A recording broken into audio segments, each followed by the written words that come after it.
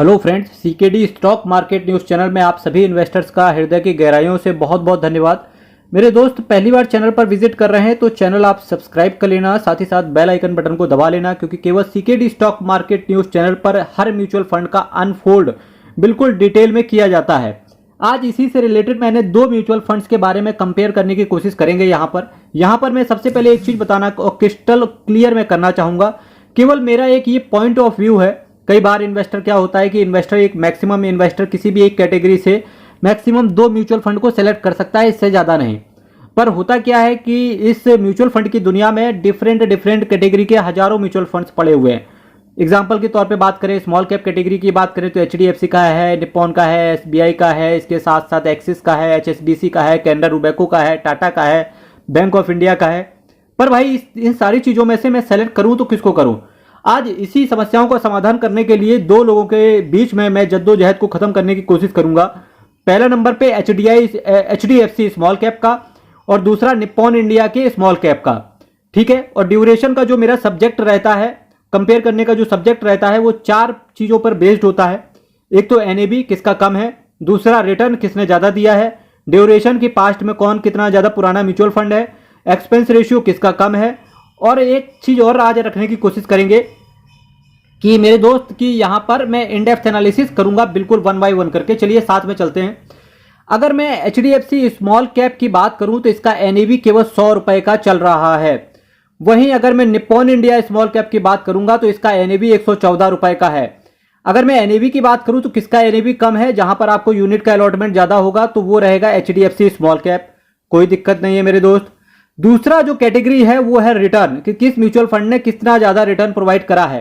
तो मेरे दोस्त एचडीएफसी स्मॉल कैप ने मैक्सिमम बात करेंगे तो 19.33% के सीएजीआर के हिसाब से अपने इन्वेस्टर्स को रिटर्न बनाते हुए देखने को मिला है। और वहीं निप्पॉन इंडिया ने 25% 25.20% के हिसाब से म्यूचुअल फंड ने अपने इन्वेस्टर्स को रिटर्न डिलीवर किया है। तो ऑलमोस्ट 20, 21, 22, 23, 24, 25 6% ज़्यादा रिटर्न प्रोवाइड किया है। अप्रोक्सीमेटली 6% ज़्यादा रिटर्न प्रोवाइड किया है Nippon India small cap mutual fund ने। तो डेफिनेटली अगर रिटर्न के हिसाब से जाएंगे तो निप्पॉन इंडिया म्यूचुअल फंड एक बेस्ट म्यूचुअल फंड है। और ना केवल एचडीएफसी से कंपेयर करें बल्कि किसी भी स्मॉल कैप से कंपेयर करें, निप्पॉन इंडिया ने रिकॉर्ड तोड़ दिया है भाई साहब। पिछले 10 सालों में निप्पॉन इंडिया का रिकॉर्ड रहा है कि 10 सालों में इसने अपने इन्वेस्टर्स का पैसा 11 गुना कर दिया है। तो एक मिथ रहता है ना कि भाई केवल इंडिविजुअल स्टॉक्स में ही इन्वेस्ट करने से पैसा बनता है, ऐसा नहीं है। कि अगर आपने एक अच्छा म्यूचुअल फंड चुना हुआ है, वहां से भी एक कंसिस्टेंसी के साथ एक अच्छा रिटर्न आप निकाल के ले जा सकते हो। वहीं जो तीसरा कंपेयर है वो मैंने किया है एक्सपेंस रेशियो से। एचडीएफसी स्मॉल कैप आपसे जो 0.79% का एक्सपेंस रेशियो चार्ज करके चलता है, और निप्पॉन इंडिया स्मॉल कैप जो है 0.82% का एक्सपेंस रेशियो ये आपसे चार्ज करके चल रहा है। तो एक्सपेंस रेशियो के हिसाब से कंपेयर करने की कोशिश करेंगे तो यहां से एचडीएफसी स्मॉल कैप विनर होते हुए देखने को मिल रहा है। अब एक लोगों के अंदर डाउट आएगा कि भाई एचडीएफसी स्मॉल कैप का निप्पॉन इंडिया स्मॉल कैप से क्यों कंपेयर करवा रहे हो सर जी? मेरे दोस्त वो इस वजह से बनता है क्योंकि 15,857 करोड़ का असेट साइज केवल इस फंड के अंदर है। एचडीएफसी के 15,857 करोड़ का, तो डेफिनेटली कंपेयर करना तो बनता ही है। एज वेल एज वहीं निप्पॉन इंडिया की बात करेंगे 26,293 करोड़ के आसपास की असेट साइज इस फंड का है निप्पॉन इंडिया का, तो कंपेयर करना तो बनता है मेरे दोस्त। अब आप देखो, अगर एनएवी के हिसाब से सेलेक्ट करने की कोशिश करेंगे तो यहां पर विनर होते हुए चिकन विनर, क्या बोलते हैं इसको, कि विनर चिकन डिनर जो जिसको करने को मिल रहा है एनएवी के हिसाब से, तो वो हो गया एचडीएफसी स्मॉल कैप। रिटर्न की बात करेंगे तो यहां पर विनर मिल रहा है आपको निप्पॉन इंडिया। ड्यूरेशन की बात करेंगे तो ऑलमोस्ट सिमिलर ही है यार, 11 साल इसका, 10 साल इसका। तो यहां पर भी मैं निप्पॉन इंडिया को ही दे रहा हूं क्योंकि रिटर्न की वजह से, रिटर्न भी गुरु अच्छा दिया है कम ड्यूरेशन में। एक्सपेंस रेशियो की बात करने की कोशिश करेंगे तो यहां पर विनर निकलते हुए देखने को मिल रहा है आपको एचडीएफसी स्मॉल कैप। पर अगर मैं ऑल इन ऑल दोनों को कंपेयर करें, क्योंकि मैच टाई होते हुए देखने को मिल रहा है, पर अगर मैं ड्यूरेशन को भी सेलेक्ट कर लूं तो almost HDFC small cap winner निकल के जा रहा है। पर मेरे दोस्त मैं हर चीज को कंपेयर करने की यहां पर कोशिश करूंगा, और मैं अगर दिल से बताऊं तो निप्पॉन इंडिया स्मॉल कैप के साथ जाना पसंद करूंगा। आप चाहें तो एचडीएफसी स्मॉल कैप के साथ भी जा सकते हो, क्योंकि पिछले 11 सालों में 19% का सीएजीआर और निप्पॉन इंडिया ने ये कंसिस्टेंसी पूरे 10 साल मेंटेन करी हुई है। क्योंकि जहां एचडीएफसी स्मॉल कैप ने 10 साल में इन्वेस्टर्स का पैसा 5 गुना किया, वहीं 10 साल में इस म्यूचुअल फंड ने इन्वेस्टर्स का पैसा 11 गुना कर दिया। किसी भी म्यूचुअल फंड के लिए आसान नहीं होता है कि इन्वेस्टर्स को इंडेक्स के साथ बीट करवाना, जबकि निप्पॉन इंडिया स्मॉल कैप ने करीब करीब कोविड जैसी महामारी भी झेली है। इस फंड ने। इसने काफी 10 सालों में उतार चढ़ाव देखे हैं, इसके बाद इन्वेस्टर्स को ये रिटर्न निकाल के दे पा रहा है। तो इसकी वजह से जो इन दोनों म्यूचुअल फंड में मैं कंपेयर करके जो विनर घोषित कर रहा हूं उसका नाम है Nippon India small cap mutual fund. एक चीज आप ध्यान रखिएगा, ये केवल मेरा पॉइंट ऑफ व्यू है, ये केवल आप पर लागू नहीं होता है।